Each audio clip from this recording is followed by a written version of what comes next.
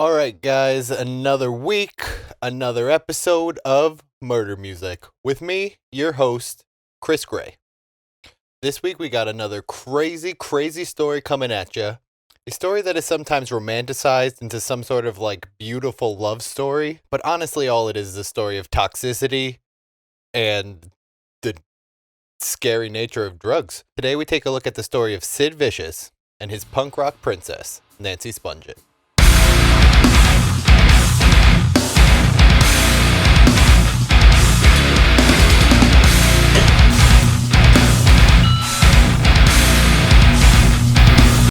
And now, coming in for the third episode, my coworker, my friend, and the world's least influential social media influencer, Michael Kraft. What's up, everyone? You like my little intro there, Mike? Yeah, definitely. All right, Mike, so if I said the name Nancy Spungen to you, what does that mean to you? I knew she was up with Sid Vicious, but that's about it. Okay. I don't really know much of the details there. If I said the name Sid Vicious to you, what comes to mind? Rocker, one of the first people in the punk rock scene to get it going, stuff like that. All right, so not too much of a notion on what we're going into today. We're obviously going into their story. Right. All right, Mike, so let's take a look at the story of Sid Vicious and Nancy Spungen. Sid Vicious was born John Simon Ritchie on May 10th, 1957, to father John and mother Anne in Lewisham, England. With his father leaving very early on in his life, Sid would develop a very close relationship with his mother, with people close to them describing their relationship as more friends than your typical mother-son relationship, with many also crediting Anne as the first person to expose a young Sid to drugs, being a heavy drug user herself. Wait, so you're saying that, one, she's more of a friend, and two, she introduced him to drugs. That's just nuts right there. Yeah, she had, like it said, her own drug problems throughout her life, and I guess the story goes that there seems to be a common story that she found out she could get free housing from saying she was opium dependent, and so that's how she got housing, and so that just kind of fed in to her whole drug scene. Just everyone he was around, everyone she was around because of this housing were all just drug addicts. That's nuts. I did not know that. Sid's more violent side would emerge in two separate instances. One in which he allegedly assaulted NME reporter Nick Kent with a bike chain, and another in which Sid threw a glass at a rival musician, which then shattered on a post. One of the shards of glass hit a woman, blinding her in one eye. Sid was brought into the Sex Pistols by Johnny Rotten, aka John Linden, in 1977, after the departure of bassist Glenn Matlock. Sid joined the group despite having no bass experience at all. As a member of the Sex Pistols, Sid would be thrust into the spotlight, bringing fame which Sid was not accustomed to. So wait, what was Sid Vicious's talent in the band, since he had no clue how to be a bassist before joining the Sex Pistols? You gotta remember, this is when he was 18, 19 that he joined. Yeah, he joined roughly when he was 20, I think it was. Yeah, 77. Yeah, right around there. So I think he was 19 or something like that. So he was still pretty young. He didn't have a lot of experience. He had played drums in other acts before, but apparently he had no idea how to play drums before that either. He just kind of went with it. And I guess basically, from again what I've read, is that the 70s punk scene was just oh, you look the part, we'll figure everything else out later. Okay, fair enough. That's pretty cool. And you're young enough to where you can be taught or figure it out as you go. Right, and apparently, from what I hear, he worked very hard. He was the ultimate Sex Pistols fan. Okay. Who became their bassist. Okay. That's awesome. That'd be way minus the drugs. I'd want to be able to do something like that. Yeah, minus all the drugs, but it's kind of cool. The Sex Pistols would introduce Sid to the very person that would lead to his downfall, Nancy Spungen. Nancy Laura Spungen was born in Philadelphia on February 27th, 1958, to parents Frank and Deborah. nearly dying of oxygen deprivation from her umbilical cord being wrapped around her neck at birth. Nancy was described as a difficult child, prone to violent tantrums, being alleged to have threatened to kill a babysitter with scissors. At 15, she was diagnosed with schizophrenia. By age 17, Nancy had left home and moved to New York City, working as a stripper and prostitute to survive. She became a known groupie at the time, following bands such as Aerosmith, the New York Dolls, and the Ramones. In 1977, Nancy moved to London, eventually meeting the Sex Pistols. Former Sex Pistols manager Malcolm McLaren described that first meeting as follows. She rolled over to John and tried to fuck him. And I think he wasn't cooperative. So she rolled over the other way and Sid was. And I think that was it, really. Sid lost his virginity to Nancy, as a second choice, I have to say. This would be the start of a whirlwind relationship, as infamous as it was short-lived. Nancy would often be described as obsessive and controlling. Sid was described as being completely codependent on Nancy, replacing his mother as the commanding woman in his life, reportedly never leaving Sid's side. They were known to have wild, often violent fights. Nancy is also widely credited as the reason Sid began using heroin regularly. Now, Sid was already a heavy drug user by this time, but he was not a heroin user, and reports vary on whether he had tried it before Nancy. So that's where I think they are toxic for each other, is that she's controlling and he's codependent. Yeah, I think they're just toxic people in general. Like, just But Nancy with her mental illness and Sid with his like drug use and probably mental illness in there as well. We just don't really know that fact. But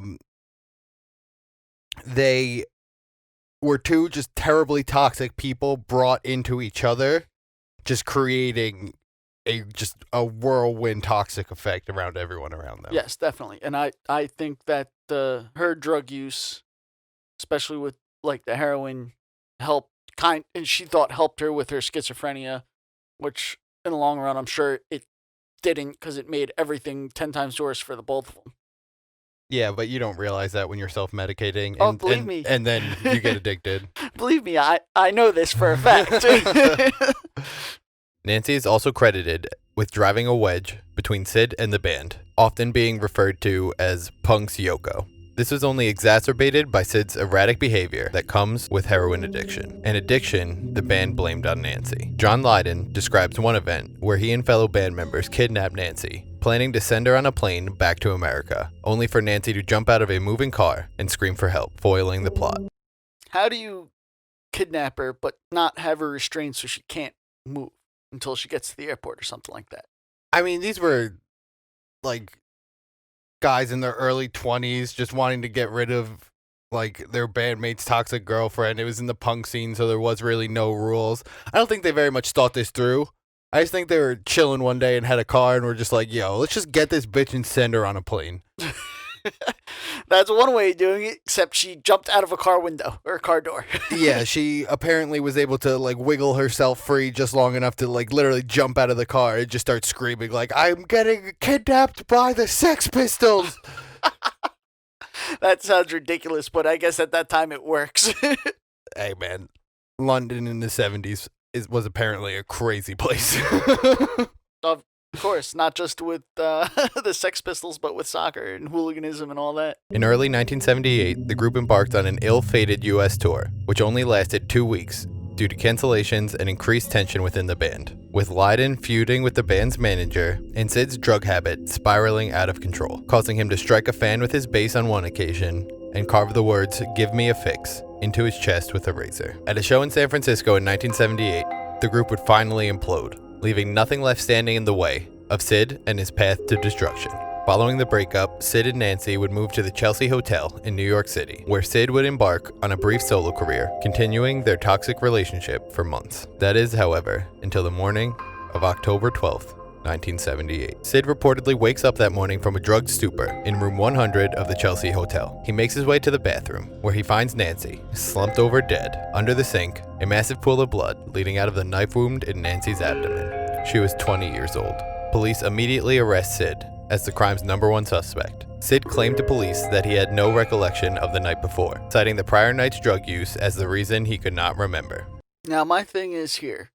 So if I'm sure there was other drugs mixed in, but we're saying the main drug of choice here is heroin. Now, normally, I'm not saying you can't have a fight or overpower someone, but seeing how heroin and opioids are mostly downers, how does this actually happen? It's definitely going to put you in a not safe state. Knowing them, apparently Sid was just someone who, if you could inject it, he was injecting it. He was known to someone would hand him a pill, he would shove it down his throat and then ask what it is. So it could be multiple drugs in play. Okay. Speedballing or something. Something like that. But also you have to understand, Sid was smacked out, but Nancy was probably also just as high. Oh, agreed. So the fact that they're both like that might be able to play off why she couldn't fend off him, even though they're both like a little whacked out on heroin. Okay. If it was even heroin that night. While they were heroin addicted, they apparently just love drugs.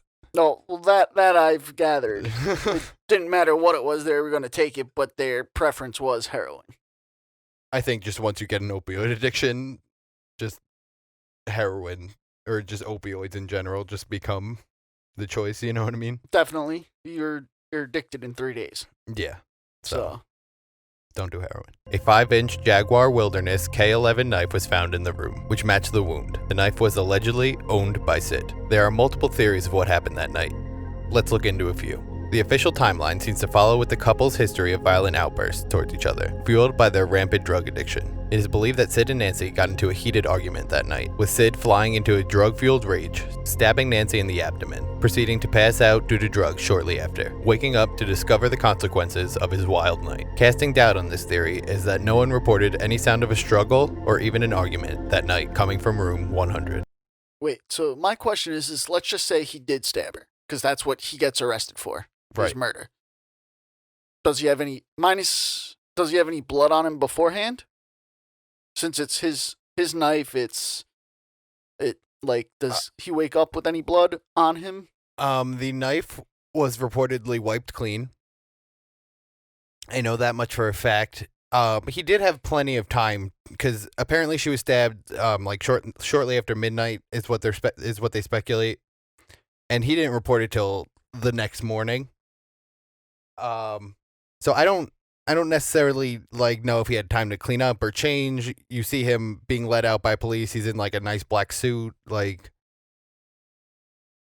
But my thing is according to our timeline that we have set, right, is that argument, Nancy gets stabbed shortly after due to a drug-induced stupor. Sid goes to bed or passes out. Right. Whether that's in bed, on a couch, on the floor. Right. Whatever. But it's I don't think if you're in that much of a stupor that you're in the process of falling out, that you're going to have time to clean yourself up if you actually did do it. True. It was not reported. It has not been, as far as what I've seen, it has not been reported that he woke up covered in blood.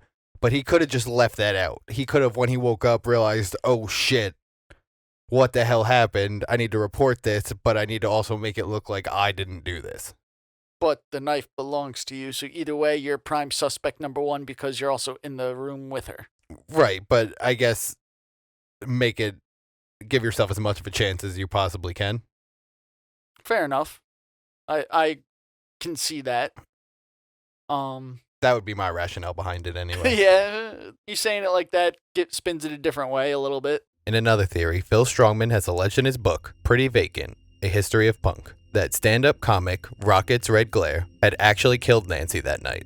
Red Glare, real name Michael Mora, had allegedly delivered 40 capsules of Dilaudid to the couple in the room in the Chelsea Hotel. Mora, for his part, has always publicly denied these allegations, but would reportedly often brag to his friends about the murder. However, he was also described as telling exaggerated stories for attention. Perhaps lending more credence to the story was one fellow Chelsea Hotel resident, Victor Colicchio. we got a phone call, and the phone call was from Nancy, and she had wanted to trade some pot for pills or pills for pot, so we went, and Sid was passed out on the couch there. There was another guy in the room. I don't remember his name, and I remember she did have money with her. It was like sitting right there in a bag or something. I remember seeing it even on the floor. The money mentioned was not found in the room, leading many to believe this had been a robbery gone wrong, though again, there was no report of a struggle. Moore died in 2001. But it's like, all right, so now next day, when you're arresting Sid, the money's gone.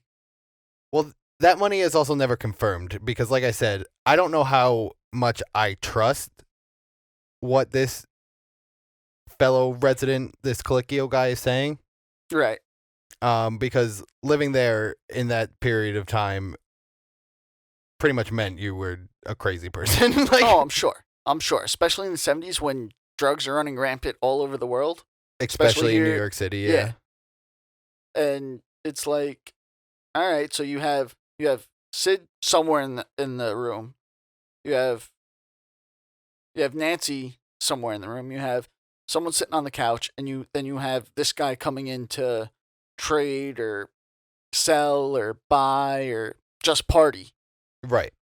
And then next thing you know, money's gone and Nancy's murdered. If the money even existed.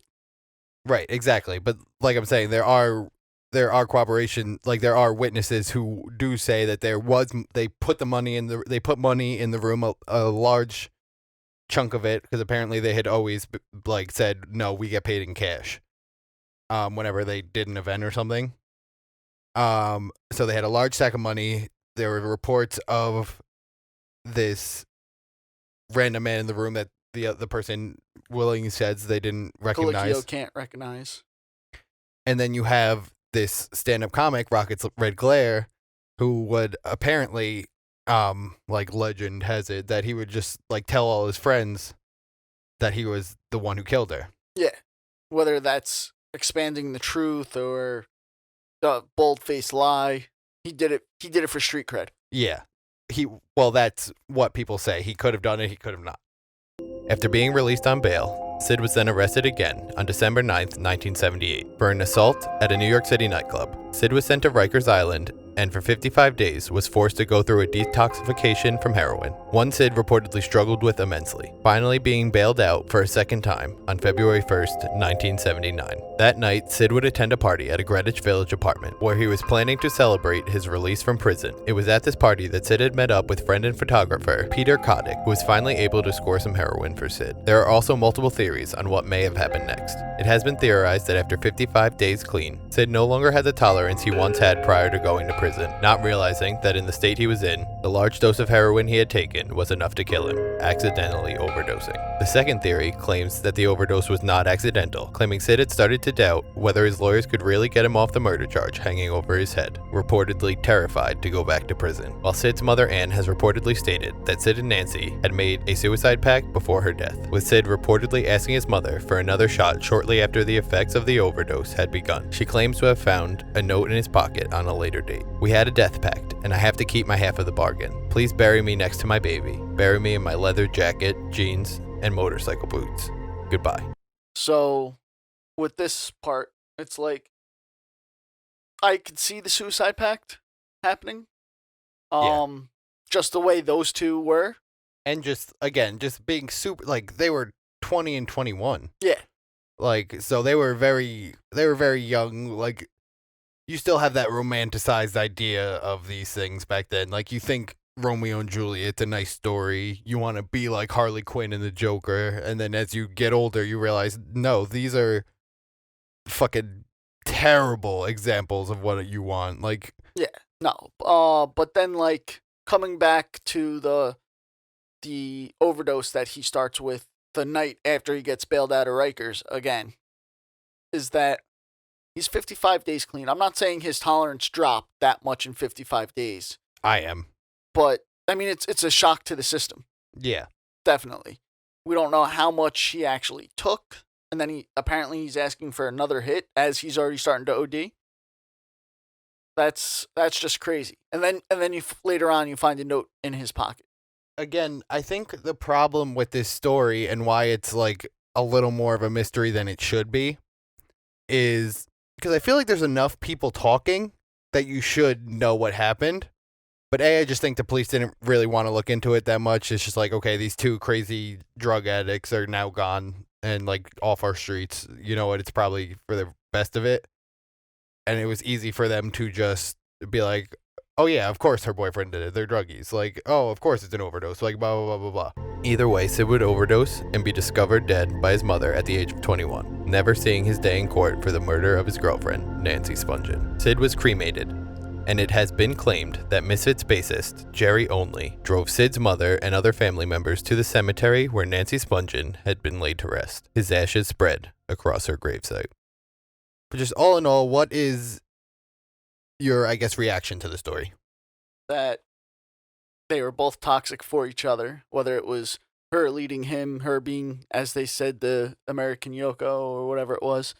That they they met, they did their thing. She became more important than his own mom by taking his virginity and being very, very controlling, and him being a codependent person. Yeah, him and his mom also had a weird like codependency like that.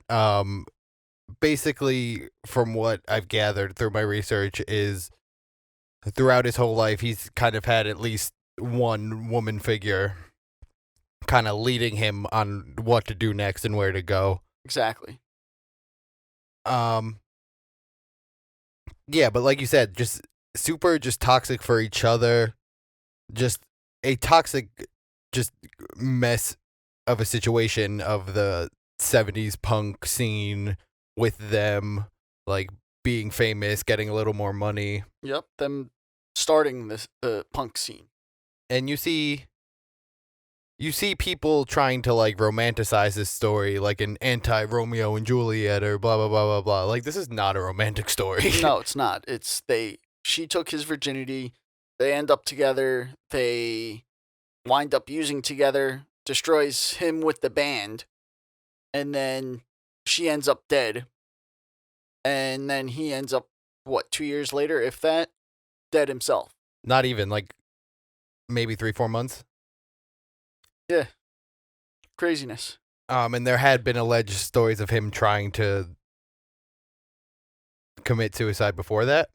Before she died, or? Before, like, pretty much like right after she died. Yeah, no. Well, if that suicide note is true, if it wasn't just stashed there, right, it would make sense. But his mother has also kind of been shady throughout. She is. She's the one that actually introduced him to most drugs, minus the heroin that we know of. From what I've gathered, she was like a big uppers person. All right, so that's cocaine. That'll make you super paranoid, whereas the heroin and diluted will mellow you out because they're downers.